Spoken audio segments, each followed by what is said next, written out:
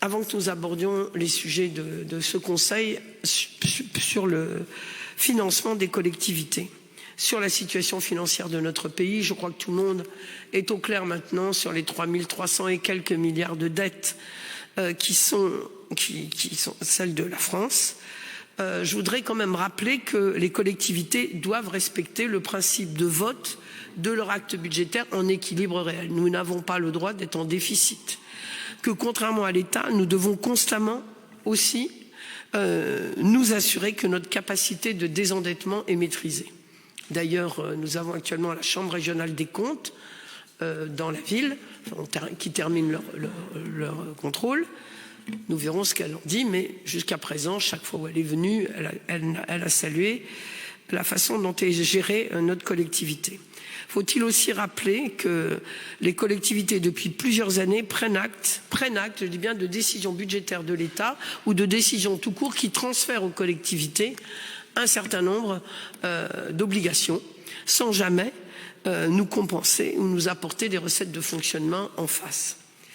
Et rappeler aussi que 70% de l'investissement public provient des collectivités locales. À un moment où, notamment sur la transition écologique, principalement, pourrait-on dire, on a besoin d'investissement et où l'État se trouve en difficulté pour le faire, eh bien, on a bien besoin des collectivités locales pour ça. Et s'il faut rappeler tout ça, c'est qu'à l'évidence, le gouvernement n'a pas compris quand on voit les premières annonces qui nous ont été faites. Je voudrais citer un chiffre qui reprend les dépenses de fonctionnement de la ville depuis 2020, faites à partir de décisions de l'État, sans avoir pour autant été compensées. 33 185 242 €. Alors, certaines de ces décisions de l'État, nous les avons saluées. Par exemple, l'augmentation du point d'indice des fonctionnaires, qui n'avait pas été augmenté depuis très longtemps. Mais qui aurait pu être pris en compte dans les dotations de fonctionnement des collectivités. Il n'en a pas été le cas. Simplement pour vous dire, parce que personne ne se rend compte de cela, mais pour les élections législatives, nous avons dépensé 843 000 €. Nous sommes compensés de 37 000 €. Voilà, c'est juste le dernier exemple en date. Alors quand on voit l'importance des mesures qui sont annoncées et la méthode, c'est-à-dire une méthode, une fois de plus, par une décision autoritaire, eh bien, on ne peut qu'être en colère, comme l'ensemble des maires de France. J'ai vu l'ensemble des associations des maires de France qui ont réagi.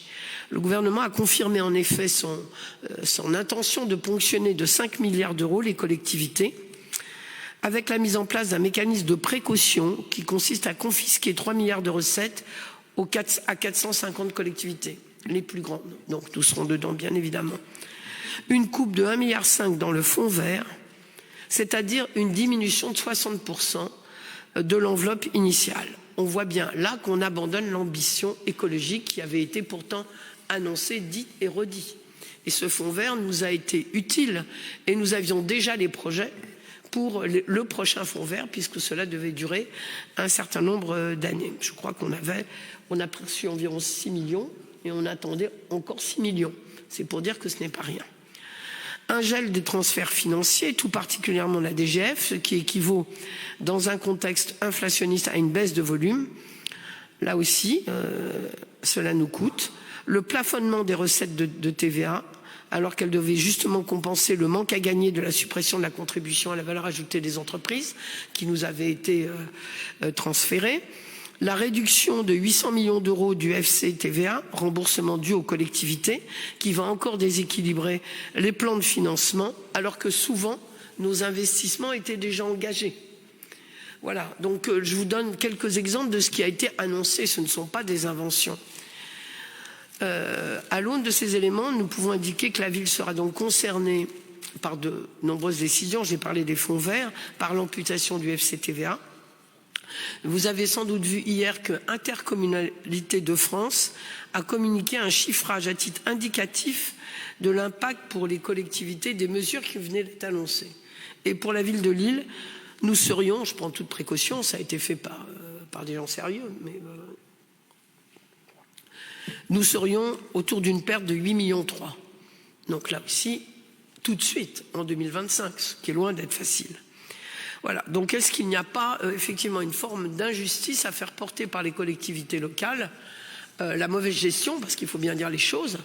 Et quand on voit comment l'ex-ministre de l'économie donnait des leçons d'économie à tout le monde, et qu'on part avec 3 300 milliards de déficit, le dérapage des finances publiques, il n'est pas dû aux collectivités locales, contrairement à ce que lui-même a dit avant de quitter son poste. Tout le monde a d'ailleurs réagi. Nos budgets sont en équilibre, comme je vous le redisais. Notre recours à l'emprunt est fiable et maîtrisable.